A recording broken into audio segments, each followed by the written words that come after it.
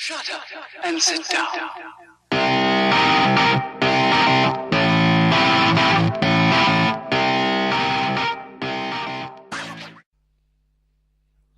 Hello and welcome to the Retro Pro Wrestling Show.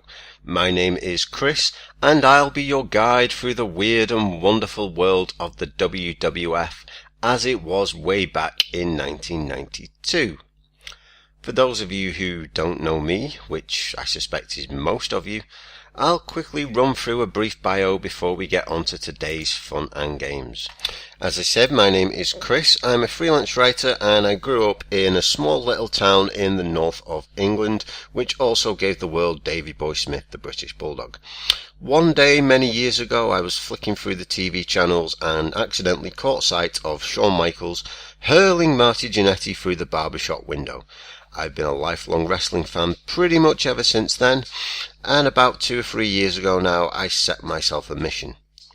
That mission was to go back and review every single WWE pay-per-view between WrestleMania 1 and WrestleMania 30. So far, it's been a fun, if somewhat demanding adventure. As you'll see if you check out allprowrestlingreviews.blogspot.com, we've so far covered WrestleMania 1 up to the In Your House from October 1995. A long way to go then, but hey, we'll get there. Anyway, I figured that since just about everybody in pro wrestling seems to have their own show these days, and because I wanted to do a little bit more with the stuff we've done on Retro Pro, I thought it might be a good idea to, create something myself. So here we are. Each month we'll be looking back at a different year in WWE's history. The highs, the lows, the good times, and yes, the downright bad.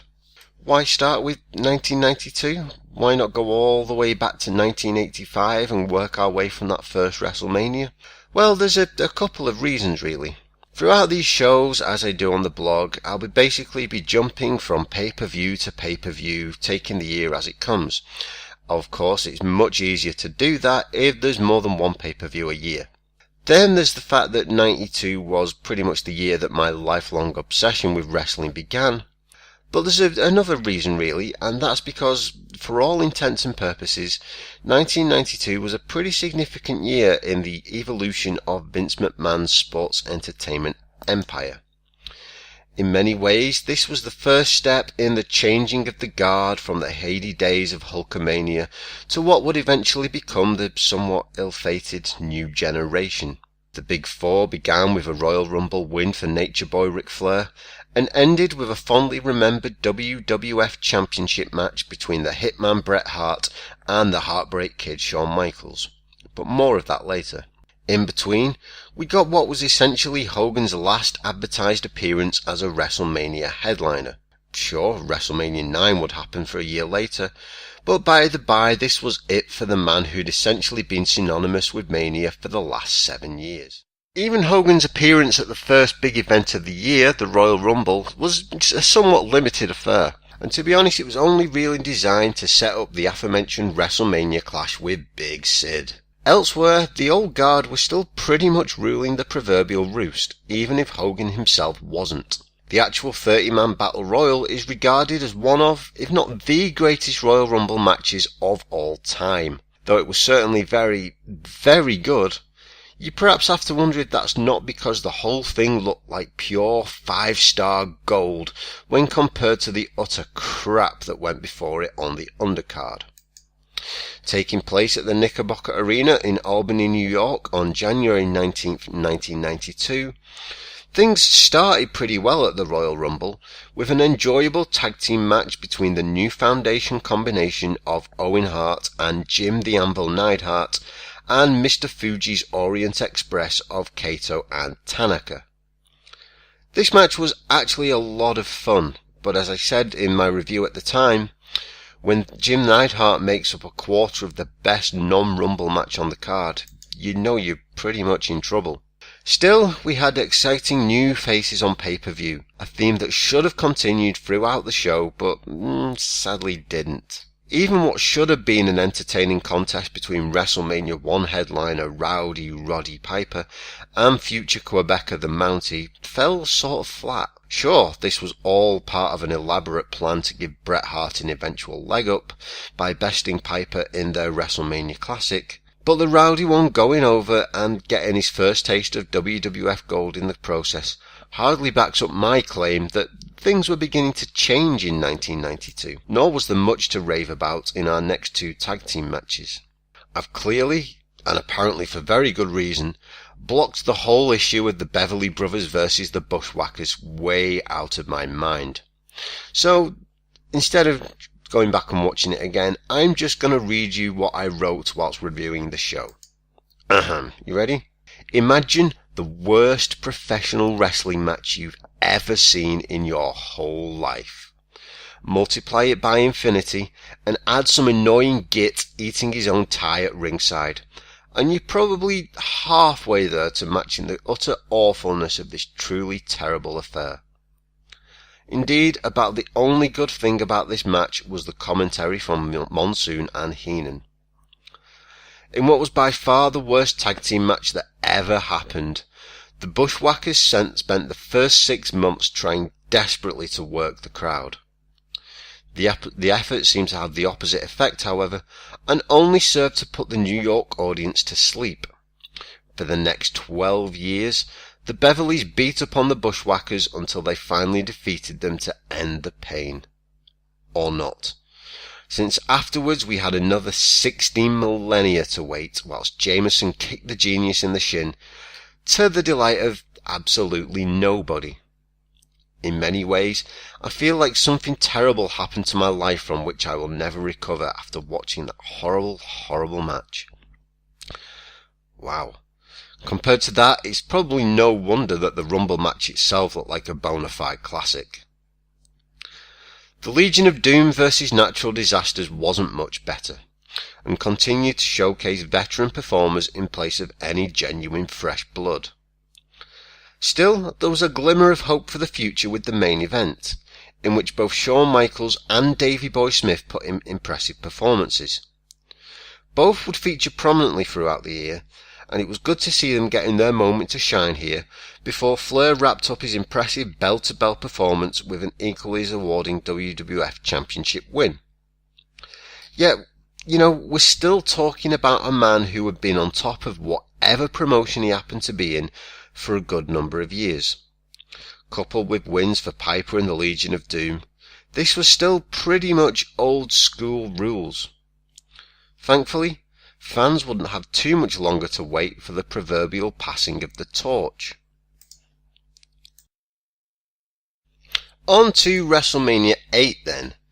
Taking place at a few months after the Royal Rumble, the first half of the show was actually a sign of what was possible when the WWF gave the green light for their more technically proficient performers to just let loose and go at it. Everything about these first few matches was done the right way. Taking the next step towards their eventual main event status, Shawn Michaels and Bret Hart both picked up wins here, the former defeating veteran Tito Santana in a fun opener, and the latter going against the legendary Rowdy Roddy Piper in a match we already mentioned.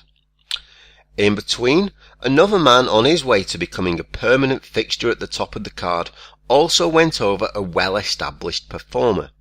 The Undertaker tombstoned his rival Jake the Snake Roberts to oblivion, putting his streak at 2-0. Breaking the mould, our WWF Championship match did feature the old school.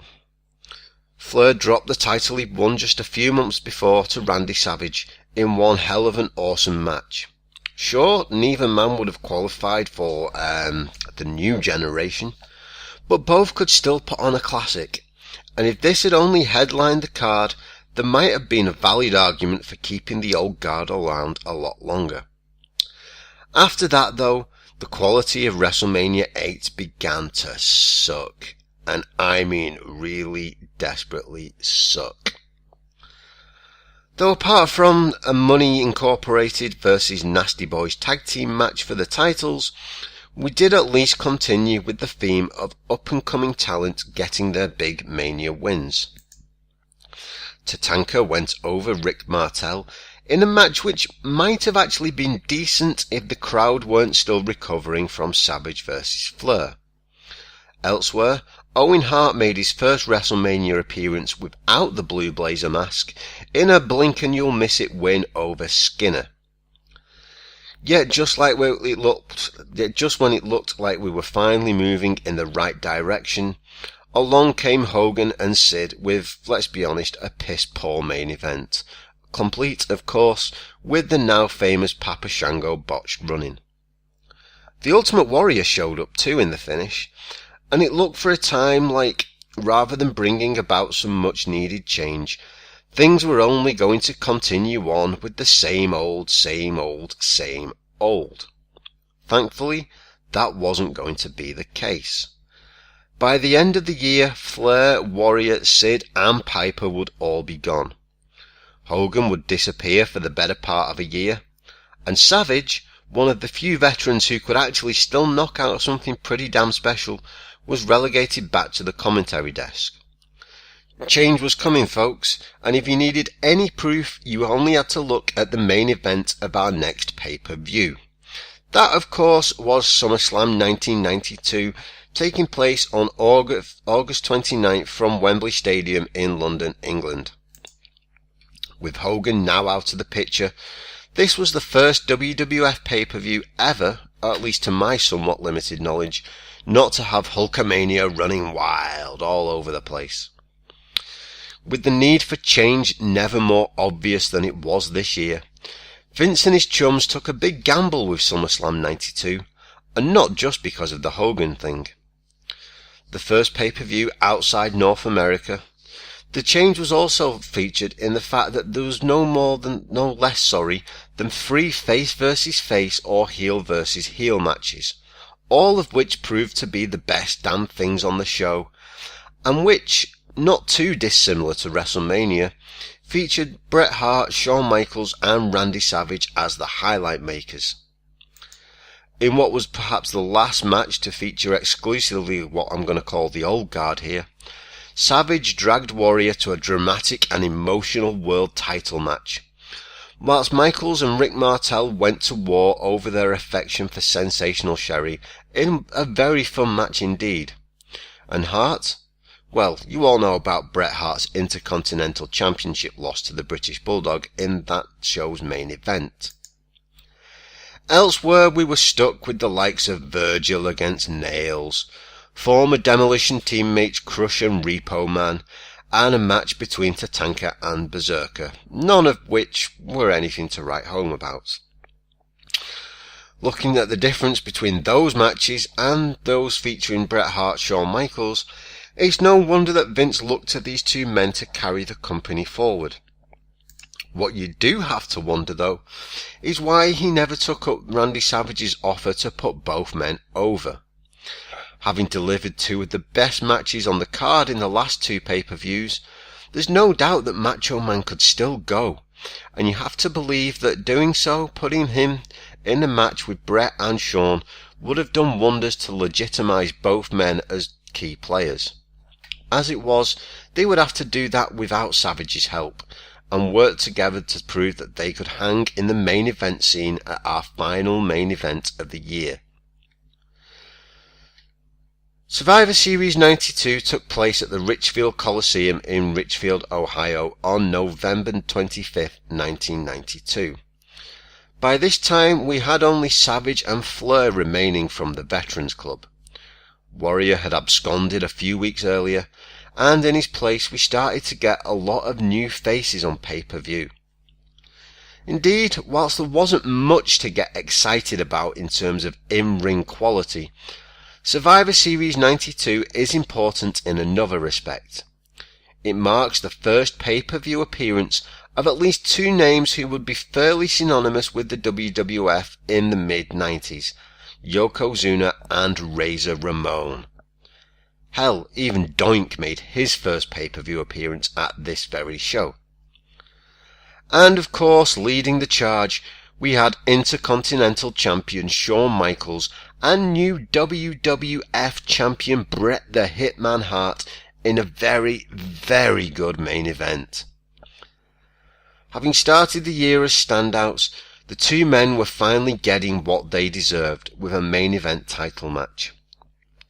In today's terms, I imagine that would be something akin to, let's say, Daniel Bryan and Dolph Ziggler wrestling for the title at this year's Survivor Series. I mean, this was a pretty big departure from your usual Savage, Hogan, Warrior main event. And it was good. It was the end of the year, folks. The old school were gone. The new generation were claiming the main event spot as their own. This was the start of a new era in the World Wrestling Federation. This was exciting. This was fresh. This was the biggest test even Michaels or Hart had faced to date. Would they thrive as viable replacements for the likes of Hogan and Warrior? Would Vince's experiment with smaller, much more agile workers pay off? Or would it lead to the eventual downfall of a sports entertainment empire he, Hogan and the like had spent so much of the 80s and early 90s building up? That, my friends, is a question for another time. Until then, I'd like to thank you for checking out the first episode of the Retro Pro Wrestling Show. I apologise if the audio quality isn't quite up to scratch or if the video's not quite up to scratch. I'm still playing around with the format, learning how to do these videos, but I appreciate that you stuck with me all the way to the end. I'd like to invite you to check out the latest WWF reviews at allprowrestlingreviews.blogspot.com. And of course, I'd like to ask for your feedback. Did you love it? Did you hate it? Do you think there's ways I could improve this thing? I would love to hear from you. Hit the comments, send me an email, tweet me at RetroPWrestling, and I will see you next time for the Retro Pro Wrestling Show's look at 1993. Shut up and sit down.